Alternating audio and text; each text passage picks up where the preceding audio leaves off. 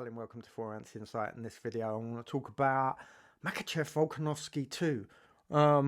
What a crazy little card.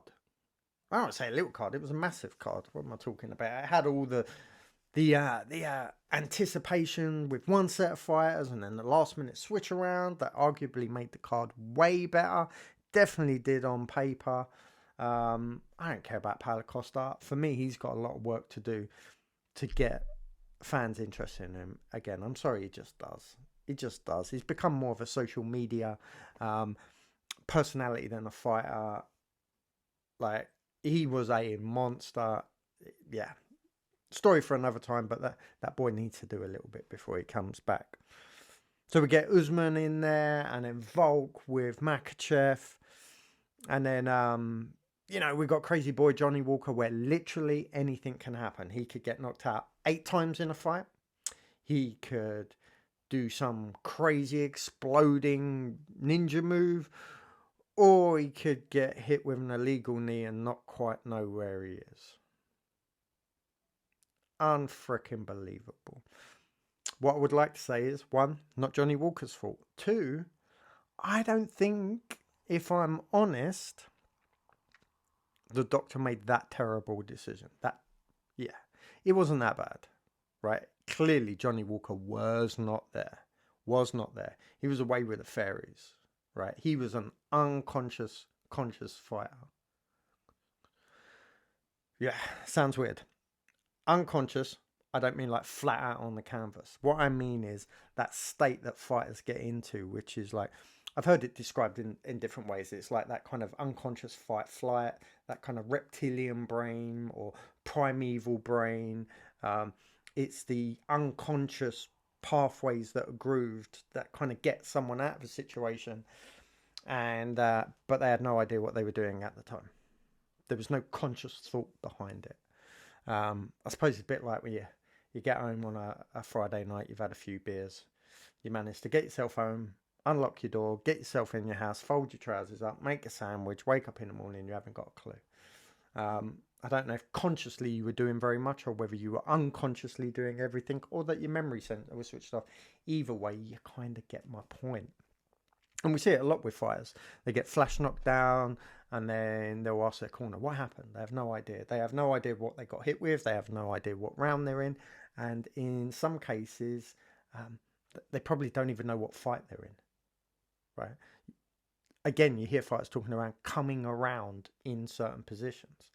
So they've been hit hard, and then they're waking up in the middle of a grappling exchange, where they've made some fairly good decisions along that pathway to get them in themselves in a situation where they can recover.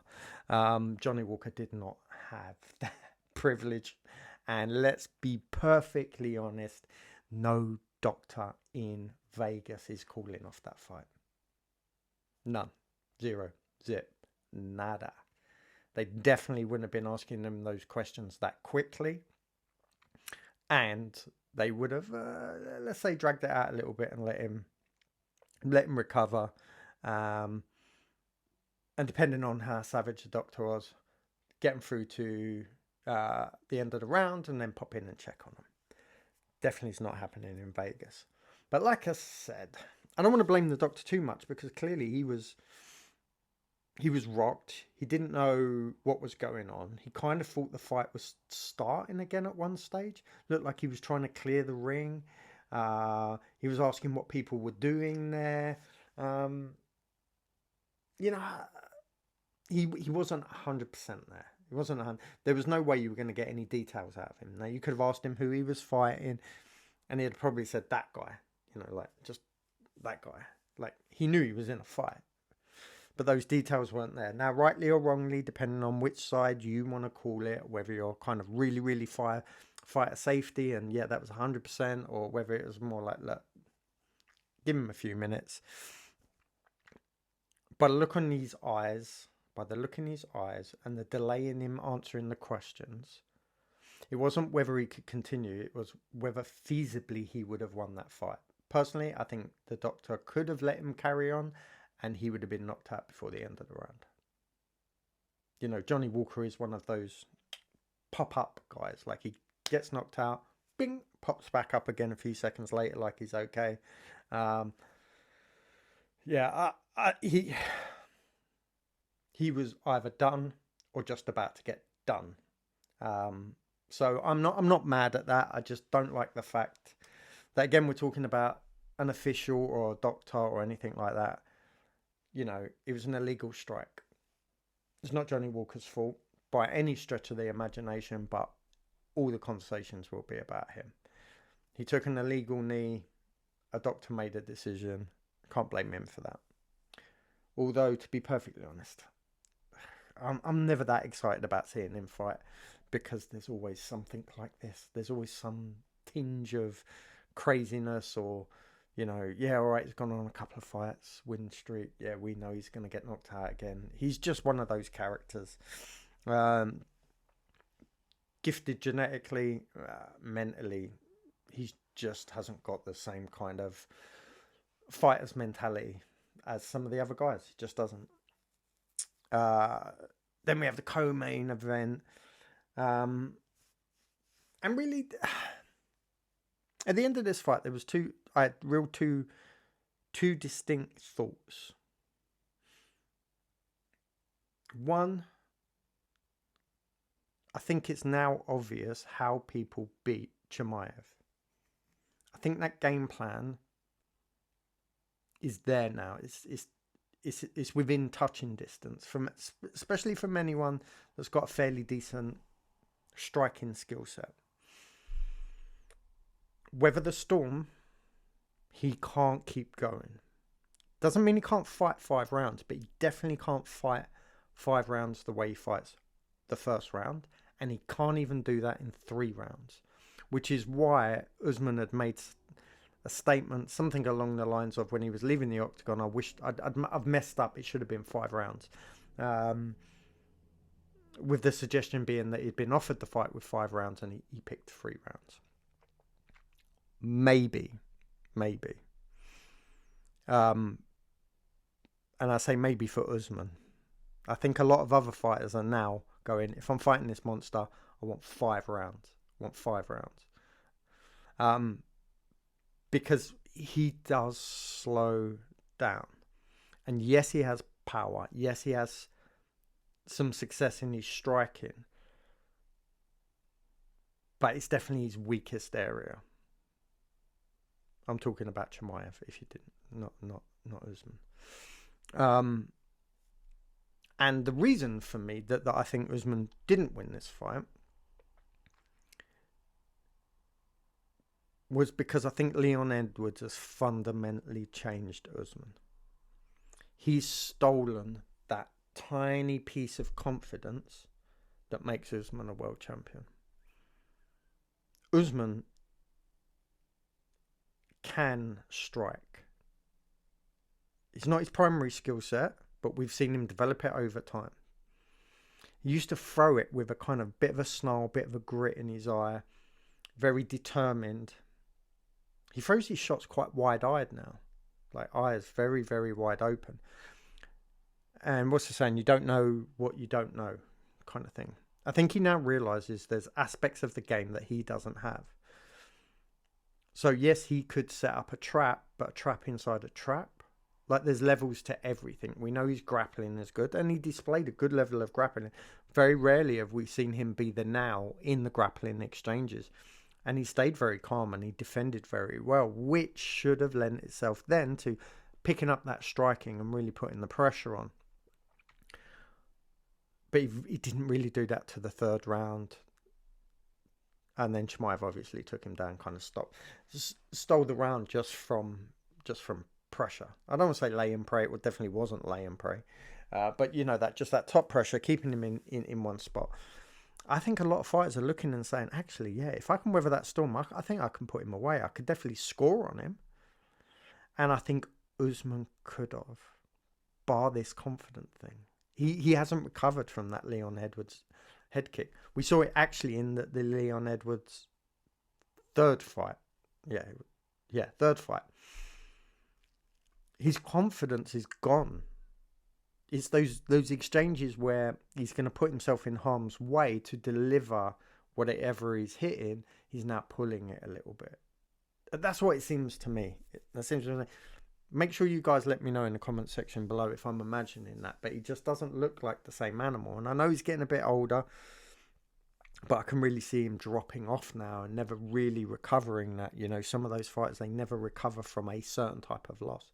Some is just a loss, and then others it's a certain type of loss, like a knockout. Overeem doesn't care about getting knocked out. Never really changed his fighting style.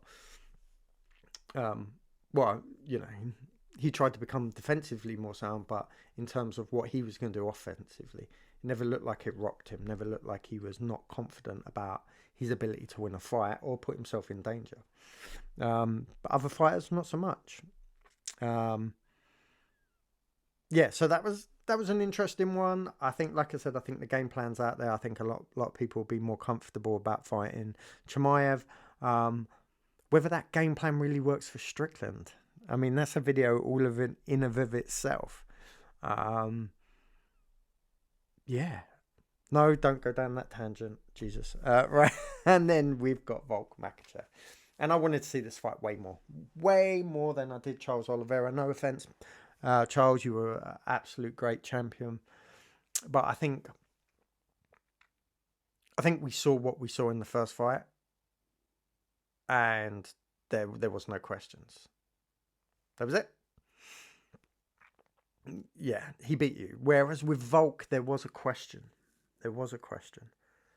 Some people thought Volk won. Some people thought Makachev won. It was like that pound for pound greatest kind of scenario. Double champ. All of that added energy. And in that first one, razor thin. I'm going to say when I watched it live, I thought Volk won. And I was very kind of vocal about Volk winning, and I refused to see it any other way. I've watched it back a couple of times. I think the underdog spirit in me got a bit too far away. I think Makachev did win that first one. And now as we get on to the second one, a bit like Mr. Charles Oliveira, there's no more questions to be asked. It's a shame there's that kind of short notice turnaround for Volk, but that was a quality head kick. It was a quality head kick. He tried to throw it earlier in the round. He actually connected earlier in the round. But the angle wasn't quite right, and the power kind of bounced off his head, just skimmed up. I think he was maybe a little bit too straight on. Later on, he just really cracks into that shot. And you can see the power hitting in almost different levels. It wasn't like a Leon snap, boom. It kind of drags up his head. Beautiful kick, beautiful setup. Nobody expected that. And if you said you did, you're lying. Because you might have thought that Makachev would win in the first round. You might have even thought that he'd win by knockout, but no one was predicting a first round head kick. Nobody, I don't care. Unless there's some dude sitting on some big pile of gold like Scrooge McDuck because he threw in a bet, then I might believe it. But serious win for Makachev. Shuts that conversation down. He's now really, his only goal is to go on to be the greatest ever 155er. And as we know, that's really measured by title defenses. And this is where we can kind of loop back round to Charles. And I want to see more names on that defense list. If you're going to be the greatest, I don't want to see Charles Oliveira and Volkanovski as the only two names. Then there needs to be more. And everybody's calling for Gaethje, and I get it. Oh, that would be a good fight. But we kind of all still maybe not all of us. I kind of still feel like that goes one way. We've seen what happens. Charles Oliveira, Gaethje, Khabib, Gaethje. Is Makachev Gaethje any different? Does Islam treat him any nicer than Khabib does? Or does Gaethje manage to chop at him a little bit harder, a little bit quicker, and do a little bit more damage before that Rear naked choke sinks in, which unfortunately seems to be the thing that they catch him with. I don't know. But admit it, that's a more fun conversation than Charles Oliveira again. And I don't mean to push him to the back of the line because he doesn't deserve it and he's kind of been on that one. But just thinking about Gaethje, that opened up some new things, didn't it? Like, you're like, yeah, goddamn, that could be. Ooh, if he squares up on him, he's going to get taken down easy. Or is he going to land that leg kick? Ah, is it going to be a hook? See, it's way more fun. Sorry, Charles. But for Volk, I think 155 is done. And I think there's a bit of an acknowledgement there. And I'm hoping we see someone step in. So Volk's little plea at the end of that fight. Now, you know, sometimes we see the challenger hang around. We definitely see them hang around if they're a champion. There's a belt on the line. You know, you don't normally interview the losing fighter, but it's Volkanovski. He's clearly wanted to say something, and what he said was keep me busy. Now, some people might have heard that and were like, yeah, Volk, yeah. It made me nervous because he said he didn't do well in between fights, that he needed to be in camp. That's not a good statement to make. You know, I think older Volk would have said, let me heal up. I'll be back in January. Don't worry, I'm still the 145 king. You know, well done, Islam. I'll be back one day, blah, blah, blah. Like a bit more bravado. He was begging them to keep him busy. Now, you only ever do that if you've got financial problems and you need the cash, right? Or genuinely the idea of not having a goal to strive for is terrifying you, and that his home life isn't that great, and that when he hasn't got that focus, he's spinning out a bit. That's an issue, and we don't often talk about fighters, but mental health in fighters is, you know, professional athletes struggle anyway. They experience the highs and the lowest of lows. But on top of that, you're talking about head trauma. You know, we're talking about people being punched real bloody hard in the face, or kicked, or strangled, or smashed, or, you know, or spiked, and we're not even just talking about the fights. This is training. Like, they are hurt all the time.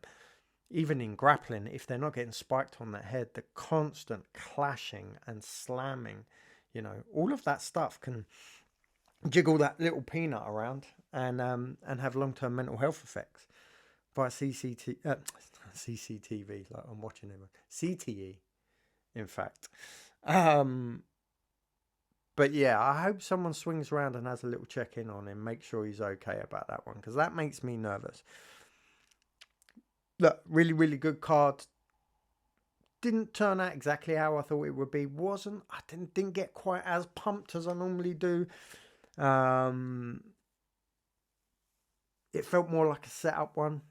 You know, like you have those events that set up the other events quite nicely, and I feel like this is one. You know, Chimaev is, for all intents and purposes, looking like he's heading towards Strickland, so we've got that. Makhachev, we've got Gaethje, we've got Oliveira, so we've got some fun ones coming up. Johnny Walker,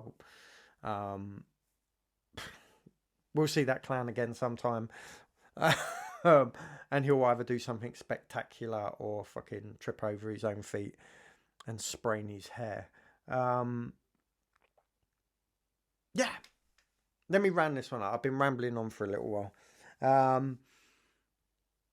Good fun fights. Let me know your comments in the section below. Please hit the thumbs up, subscribe, all that other fun stuff. And, you know, next time I'll try and be a bit more smiley and dazzly and more upbeat. Maybe. Who knows? Until next time, take care.